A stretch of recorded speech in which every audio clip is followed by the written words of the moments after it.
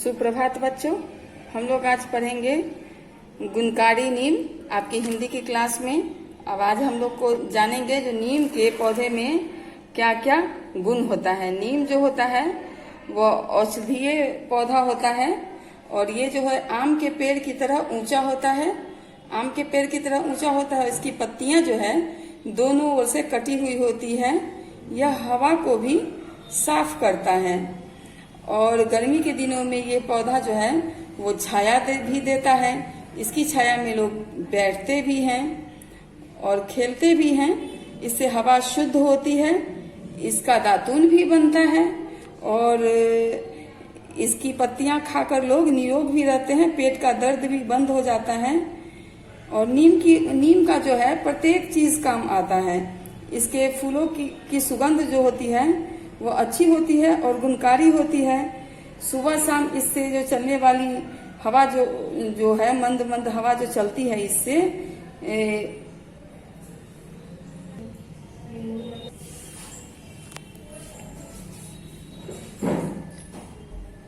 नीम का जो स्वाद होता है वह कड़वा होता है और यह जो है वायु को शुद्ध करती है। इसमें नीम के पेड़ में नींबोली भी फलती है और ये नींबोली जो है सो कड़वी होती है। इससे इसके तेल से साबुन बनता है। इसके खाने से पेट भी साफ होता है और इसकी नीम की गुठलियां जो होती है नींबोली की, उससे तेल निकलता है और ये साबुन बनाने के काम में आता है। और यह साबुन फोड़े फुंसियों पर लगाने से इससे जो है फोड़े फुंसी ठीक हो जाते हैं। जाड़े की ऋतु में जब इसकी पत्तियां झड़ जाती है तब उससे नए नए पत्ते निकलते हैं जो हम लोग को खाने में थोड़ा मीठा लगता है। वो ज्यादा कड़वा नहीं होता और वो हम लोग को खाना चाहिए। इससे पेट साफ होता है। नीम में कई औषधीय गुण होता है। इसके तेल से अभी मैंने बताया आप लोगों को, इसके तेल से साबुन बनता है। ये तेल भी बनता है और औषधि भी बनती है और नीम की पत्तियों को खाया भी जाता है। यह बहुत ही गुणकारी होता है। नीम की सूखी पत्तियों को हम लोग अनाज में भी रखते हैं, अपने कपड़ों में भी रखते हैं और इसका धुआं करने से मच्छर भी नहीं लगता है और अनाज में और कपड़ों में रखने से कीड़े भी नहीं लगते। किताबों में भी इसे रखा जाता है। किताब में भी रखने से कीड़े नहीं लगते हैं। और नीम का प्रत्येक भाग जो है वो किसी न किसी काम में हमारे आता ही है। इसलिए नीम जो होता है वो बहुत ही गुणकारी होता है और औषधीय पौधा होता है। अब हम लोग आइए देखते हैं इस पाठ के पहला में है क में क्या दिया हुआ है। उपयुक्त शब्द चुनकर रिक्त स्थान भरिए। उपयुक्त शब्द चुनकर रिक्त स्थान भरना है। पहला है नीम का स्वाद डैश होता है। क्या होता है देख लीजिए, कड़वा और मीठा। क्या होगा नीम का स्वाद? कड़वा होता है। आप लोग इसमें लिखिएगा कड़वा। फिर यहाँ है दूसरा, नीम की दातून करने से दांत डैश रहते हैं। क्या रहते हैं? रोगी रहते हैं, निरोगी रहते हैं। क्या रहेंगे? निरोगी रहेंगे। नीम की दातून करने से दांत निरोगी रहेंगे। यहाँ पे हम लोग निरोगी लिखेंगे इसमें नंबर 2 में। और नंबर 3 है, देखिए नीम की पत्तियों को डैश लेने से आंखें नहीं दुखती। नीम की पत्तियों को खा है और पी है, तो खा लेने से आंखें नहीं दुखती। चौथा है डैश, ऋतु में नीम की पत्तियां झड़ती है। किस ऋतु में झड़ती है? ग्रीष्म, शीत ऋतु में नीम की जो पत्तियां होती है वो झड़ जाती है। इसलिए हम लोग यहाँ शीत लिखेंगे।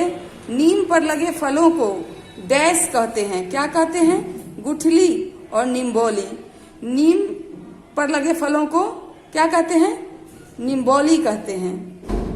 फिर है अब ख में, देखिए ख में है सही कथन के सामने सही तथा गलत के सामने गलत लगाइए। अब यहाँ है नीम की पत्तियों को पानी में उबाल कर नहाने से फोड़े फुंसी नहीं होते। ये सही है। नीम की पत्तियों को पानी में उबाल कर नहाने से फोड़े फुंसी नहीं होते। ये सही है। दूसरा है बच्चों को होने वाली फुंसियां फुंसियों पर नीम की छाल छील कर लगा देने से आराम होता है, ये भी सही है। तीसरा है नीम की नई कोमल पत्तियों का स्वाद मीठा होता है, ये गलत है। चौथा है नीम की पत्तियों को सुखाकर कपड़ों में रखने से वे कीड़े से सुरक्षित रहते हैं, ये सही है। चौथा है निम्बोलिया खाने से पेट की बीमारियों में लाभ होता है, निम्बोलिया खाने से पेट की बीमारियों में लाभ होता है, ये सही है। गौ में है सही विकल्प के आगे टिक लगाइए। पहला है नीम का पेड़ ऊंचा होता है, और केले के पेड़ के समान, ब आम के पेड़ के समान, स है गुलाब की झाड़ी के समान, तो इसमें होगा ब आम के पेड़ के समान। दूसरा है नीम के किस भाग को लोग दातून के रूप में प्रयोग करते हैं, नीम के किस भाग को लोग दातून के रूप में प्रयोग करते हैं, और टहनी, ब डाल, स तना, तो इसमें होगा ओ टहनी। तीसरा है नीम की सूखी पत्तियों को जलाकर धुआं करने से कौन भाग जाते हैं, और पक्षी, ब कीड़े, स मच्छर, इसमें स होगा। चौथा है निम्बोली का रंग होता है और सफेद, ब नीला, स हरा, इसमें हरा होगा, स होगा।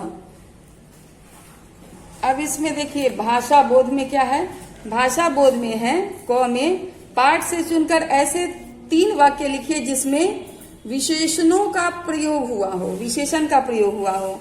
तो है देखिए नीम का स्वाद कड़वा होता है, इसमें कड़वा जो है वो विशेषण है। नीम का पेड़ आम के पेड़ के समान ऊंचा होता है, और तीसरा निम्बोलियों का रंग हरा होता है, ये हो गया 3।